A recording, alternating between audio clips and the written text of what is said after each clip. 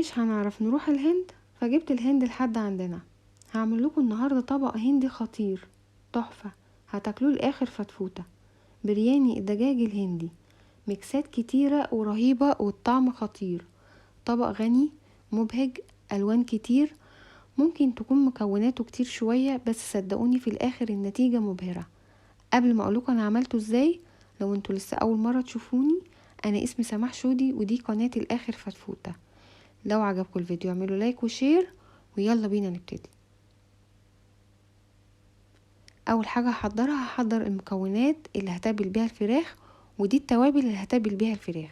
معايا معلقه كبيره ونص من الملح، معلقه كبيره من الكمون الحب او الحصى، نص معلقه صغيره شطه، معلقه صغيره من الحبهان المطحون او الهيل المطحون، معلقه بابريكا، معلقه كركم، معلقه كبيره من البهارات الهنديه اللي هي الجرم مسالة وما ينفعش ان انا استغنى عنها، معلقه صغيره من الفلفل الاسود، ودي مش اول توابل هستعملها في اكلتي النهارده.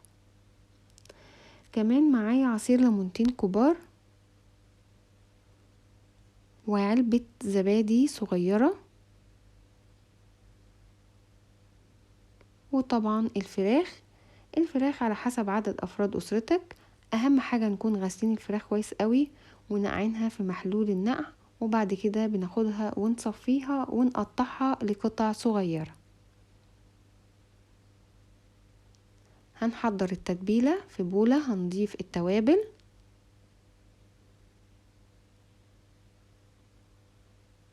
وهضيف الزبادي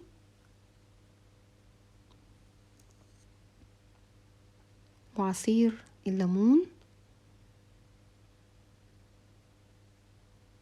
وهقلب كل المكونات دي كلها كويس قوي مع بعض لحد ما تبقى بالشكل ده. تمام. هنبتدي بقى نضيف الفراخ او قطع الفراخ، ونقلب الفراخ كويس قوي مع التتبيلة عشان تتغلف كويس قوي وتتبل، والتتبيلة توصل لها لكل مكان زي ما انتم شايفين كده. هناخد بقى الفراخ دي هنحطها في التلاجة لمدة 2 أو 3 ونشوف الخطوة اللي بعد كده. في حلة على النار هضيف كمية كويسة كده من الزيت، وهستنى على الزيت لحد ما يسخن. عندي هنا محضرة بصل، حوالي 3 بصلات كبار مقطعاهم جوانح او جوليان زي ما انتم شايفين كده. على قد ما تقدروا كتروا في البصل في الاكلة دي. هضيف البصل وهقلب.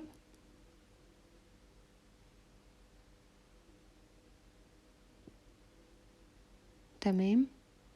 هقلب لحد ما البصل ياخد لون. هنا البصل بدأ يدبل معايا، هكمل تقليب وتقليب مستمر لحد ما البصل بتاعي يبدأ ياخد لون ويوصل للدرجة دي. هاخد بقى جزء من البصل هشيله على مناديل مطبخ. تمام. وهسيبه برضو على جنب عشان هستعمله في خطوات جاية. بقية البصل بقى اللي في الحلة هضيف 3 فصوص توم مهروسين وهقلب. زي ما احنا عارفين المطبخ الهندي مكوناته كتير وتوابله كتير، بس فعلا انتوا هتتفاجئوا من الطعم في الاخر. هقلب التوم لحد ما ريحته تطلع، وبعد كده هضيف جنزبيل فريش. عندي قطعة جنزبيل كده كويسة، هاخدها وابشرها وهضيفها. مش عايزة اقولكوا بقى الروايح في المرحلة دي عاملة ازاي.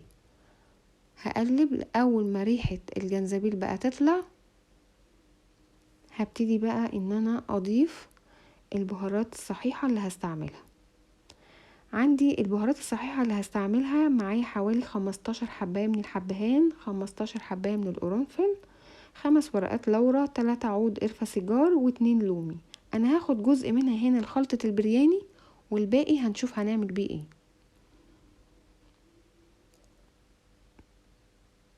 تمام. نسيت اضيف واحدة ليمون لومي، هضيفها مش يعني انا نسيتها دلوقتي بس هضيفها بعدين. هقلب وهشوح البهارات الصحيحة كده مع المكونات اللي معايا، وبعد كده هبتدي ان انا اضيف قطع الفراخ. منشنوا لاصحابكم اللي بيحبوا الاكل الهندي، خليهم يعملوا لكم الطبق ده، هيعجبكم جدا.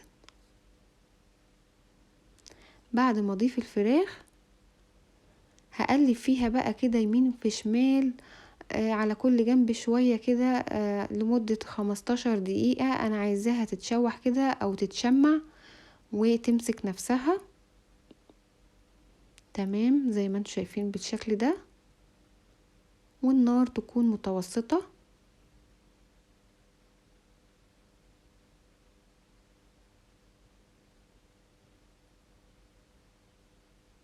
تمام. بعد كده هكون محضرة 3 طماطمات مقطعين مكعبات صغيرة، هضيفهم وابتدي بقى كده انزلهم ما بين الفراخ واقلبهم كويس كده مع الفراخ. حلو قوي. وهقفل بقى عليها. عايزة بقى الطماطم تتسبك والفراخ تنزل ميتها، وزي ما انتوا شايفين كده بصوا نزلت السوائل بتاعتها، بس برضو لسه انا عايزة بقى الفراخ تستوي في خلطة البرياني دي. هنقلب تقليبة صغيرة كده وهنقفل عليها بقى، هنسيبها حوالي من نص ساعة لساعة الا ربع عشان تستوي، عشان الفراخ تستوي. في المرحلة دي هكون مجهزة حلة فيها مية بتغلي، هضيف بقية التوابل اللي انا كنت شايلاها من التوابل اللي انا كنت مستعملاها لخلطة البرياني، الحبهان والقرنفل والورق اللورا والقرفة السيجار واللومي. هضيف كمان شوية ملح، وهضيف الرز البسمتي. دول حوالي 4 كوبايات رز بسمتي مغسولين ومنقوعين حوالي نص ساعة. هاخد بقى الرز كده هسلقه حوالي 12 دقيقة، هقلبه بس كويس واسيبه بقى يتسلق. عندي هنا بصوا الرز حتى الشكل اختلف خالص. هبتدي بقى ان انا اشيله ونشوف الخطوة اللي بعد كده. هنا خلطة البرياني خلاص تمام، جهزت عندي، الفراخ استوت. نبتدي بقى نطبق خطوات البرياني. هنركب البرياني يعني من الاخر. عندي هنا في نفس الحلة وعلى خلطة البرياني هبتدي ان انا اضيف الرز، بس هنعمله طبقات. هضيف الرز بالشكل ده.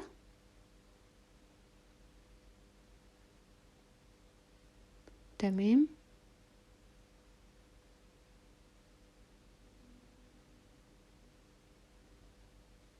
مش عايزه اقول لكم بقى الروائح يا جماعه عامله ازاي.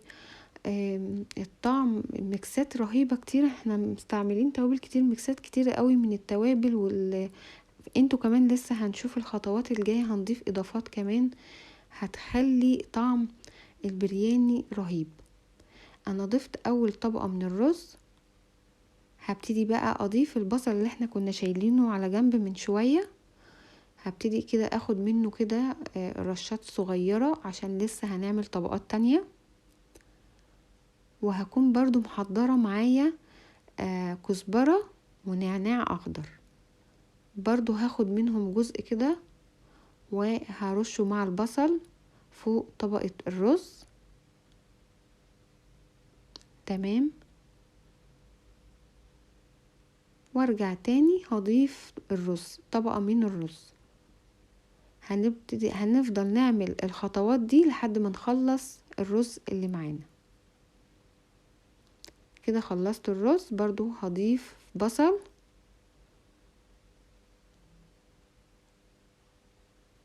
وهرجع تاني اضيف الكزبرة والنعناع.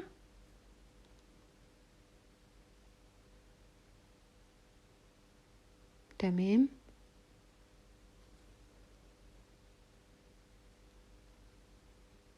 وهقفل بقى عليه لمدة 30 دقيقة على نار هادية خالص.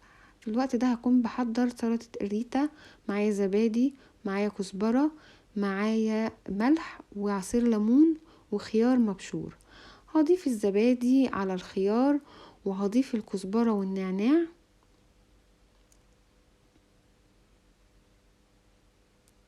بتبقى حلوة قوي مع البرياني، وهقلبهم.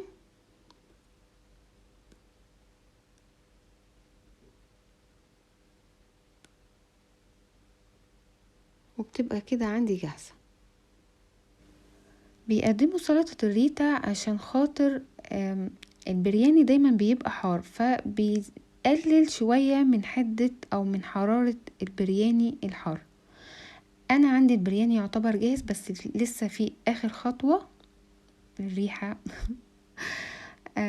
هجهز بس معلقة من المورد وعليها معلقة صغيرة من الكركم، هرشها بس كده على وش البرياني، وهقفل كمان 10 دقايق وخلاص.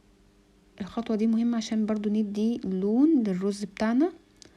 وخلاص كده البرياني عندي جاهز واستوى وتمام. بصوا حبات الرز نثرية، مستوي وتمام، مش معجن. نبتدي بقى نقدمه كده مع بعض.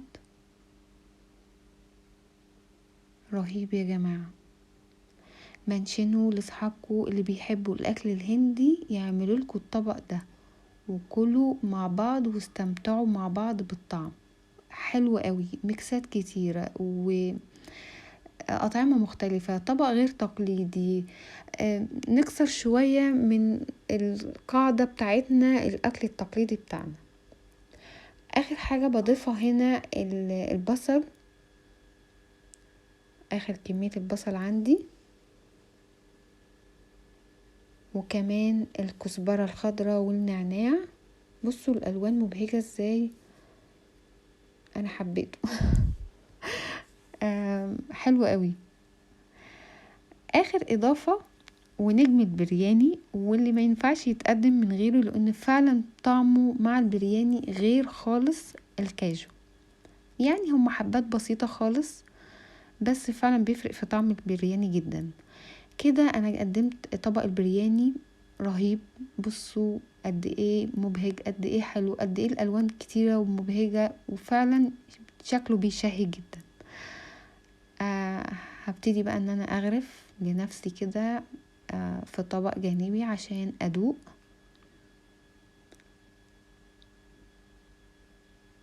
حلو قوي يا جماعة، انصحكم ان انتوا تجربوه. اللي بيحب الاكل الهندي يكتب لي في الكومنتات. عايزه اعرف انتوا بتتابعوني منين. اللي عنده اي طلب يطلبوا مني. لو عجبكم الفيديو اعملوا لايك وشير، ولو وصلتوا لحد النقطة دي من الفيديو انا بشكركم جدا. هدوق بقى. رهيب يا جماعة فعلا. اتمنى ان انتوا تجربوه بطريقتي، هيعجبكم قوي. معاه كمان السلطة، سلطة الريتا. انا قلت لكم ان هو بيتقدم مع البرياني عشان هو دايما بيعملوا الاكل الهندي بيبقى حار، انا مش بعرف اكل الاكل حار، فلو حابين تعملوه حار بتضيفوا كمان الشطة بزيادة، او بتضيفوا كمان الفلفل الاخضر الحار. عايزة اوريكم الفراخ قد ايه مستوية وجوسي وناعمة وطرية. اعملوها بطريقتي يا جماعة هتعجبكم. اتمنى يكون الطبق بتاعي النهاردة عجبكم. هشوفوا فيديوهات جاية، وباي باي.